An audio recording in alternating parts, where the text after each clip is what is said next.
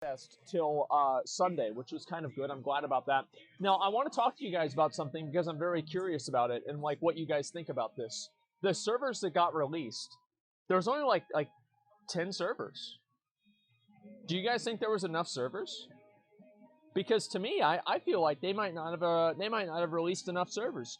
Too many? No. I mean, the thing is that I know layering will obviously solve the problem at the beginning, right? And, they'll have layering until the second phase, right?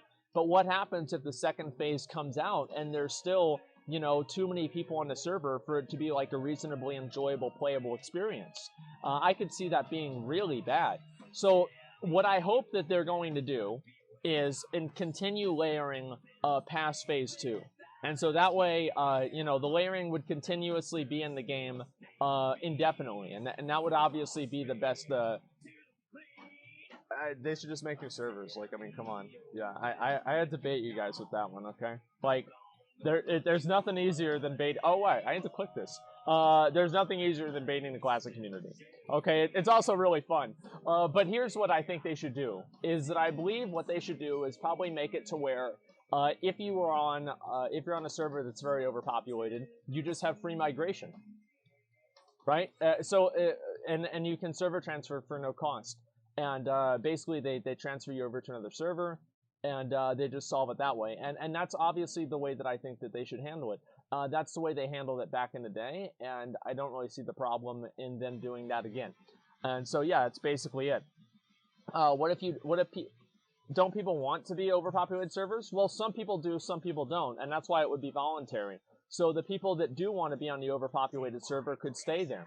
And I don't know. I think that it really depends. Everybody, and the reason that I think that they would actually transfer over is that, whenever a new private server comes up, everybody goes crazy about, oh man, it's a fresh server. Like there's the fresh meme and everything. So I believe that people would actually be very, very enthusiastic to transfer over to a new server that was new. It would give them a new chance to, what do you call it? Like, I don't know, like create a new legacy for their character in a way. I feel like that'd be completely good. Yeah, fresh server. No, obviously that could not be the case, and obviously the incentive could not be there, and Blizzard would have to create a new incentive for players to do that. Maybe give them, I don't know. I don't know what they could give them, but they could obviously give them something. Obviously, apparently there are servers on standby for if shit starts going south. I mean, like, here's the thing, is that the stress test has not gone well. Right at the beginning, which is the main thing that they were testing out. Like, obviously nobody's playing the stress test anymore because there's nothing to do on it.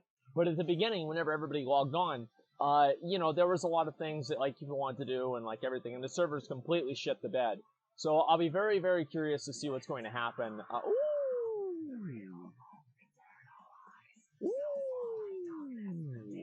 That's good. All right. Fuck yeah. All right. I got myself a Pokeboy. Awesome. Let's see. How's that look? Actually looks like shit. I already have it anyway, so who cares? Okay, whatever. How about giving them a store mount? Yeah, that's actually a good idea. I do think that having, the thing is that there's like all of these like psychological effects of having, like dead realms. And one of them is that people that don't like classic will see a dead realm and they'll be like,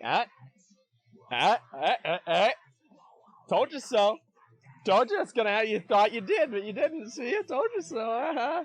They should cancel it. No more BC for you. And on the other side, it's going to be demoralizing for the players because then they also. I've read that they're not doing a Brazilian server. Is that right? They're not doing a Brazilian server. Am I wrong about that? No, they're not doing it. Okay, big mistake. Big fucking mistake. You know why it's a fucking mistake? It's because they speak Portuguese. Now, I don't know about you guys, but I believe in the crazy idea that everybody on one server should have a generally established language. And I don't think, they should have a Spanish-speaking server. Like, why not? Like, I don't know. I feel like that'd be a huge thing. So this is a big issue. The reason I've seen this happen, right, is that this happened on Kel'Thuzad. Kel'Thuzad was the de facto Brazilian server. There was it was a Brazilian Mafia, Brazilian Legion. I forgot what it was called, right? And there was this other guild called La Costa Nostra or something like that, right? There were a number of Brazilian guilds that I played with, and I don't remember, like, all the other names. But, like, yeah. So people hated them because they didn't speak English. And so I feel like this, and it's like hard to communicate with them. You have like people that you can't communicate with, it's going to create a lot of frustration. And I don't think that's bad at all. I mean, like, think about, and you know, like, let's say nobody in here is racist. Nobody's racist. But let's say you're at Taco Bell and you're trying to have the person at Taco Bell take your order, and they can't fucking understand you because the drive-through speaker is broken. And you're sitting there talking louder and louder and louder, and you're like, what, sir? Do you want a quesadilla? Okay, all right. And then actually you ordered a taco, and then, you know, they ask for a Pepsi, you ask for a Pepsi, and they give you a fucking Dr. Pepper, or they give you a Pepsi Diet, or, you know, Coke Zero, or something like that. You know, these types of things don't have personal experience. Yeah, I've been to Taco Bell a million times. You don't know how many fucking times I've been to Taco Bell, and the dumbass person there can't figure out how to put in the button that says quesadilla for taco. Like, I mean, yeah, this is a personal experience, I'll be honest. And anyway, so the whole point that I'm making, right, is that this doesn't have to be like some sort of like, you know, racial connotation. Oh, we don't like Spanish speakers on our realm. We're gonna build a wall and make the fucking Brazilians pay for it. No. We just don't want to be able to communicate with the people that we're playing with. I'd feel the same way if it was Russians. It doesn't matter who it is. I feel like you should have the reasonable expectation to be able to communicate with the people on your server. I don't know, it seems like it makes sense to me. Damn. Makes a lot of sense. Ragnaros is not a Brazilian server? Well, I'm not talking about Ragnaros. I'm talking about, like, Brazilians that are playing on NA realms. And then also it creates, like, the stereotype that Brazilians are terrible at the game because they're playing with a bunch of fucking latency. And so it's just everything about it is bad.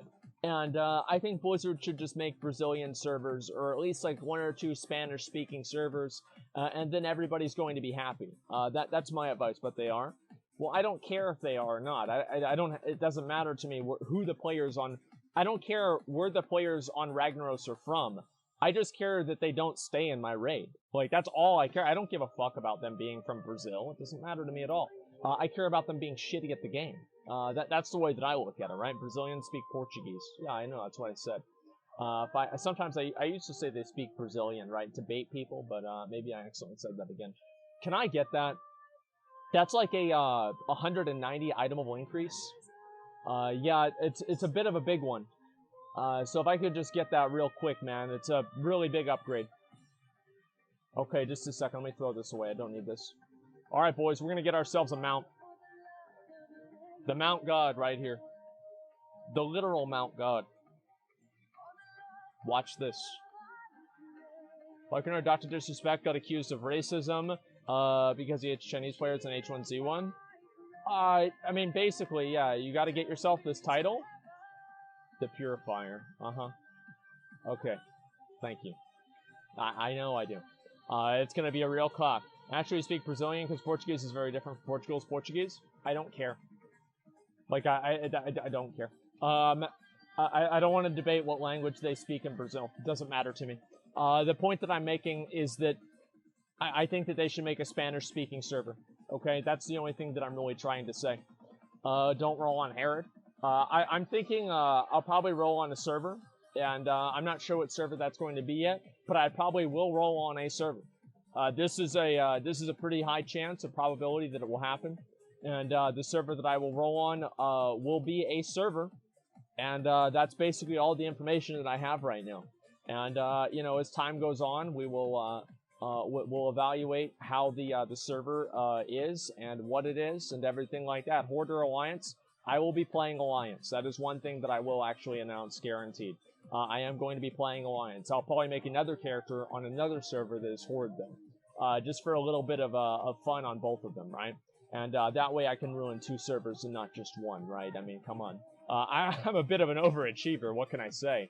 Okay, let's get this guy down, and let's get ourselves a fucking mount. Let's make it happen, boys. Multi-box and play on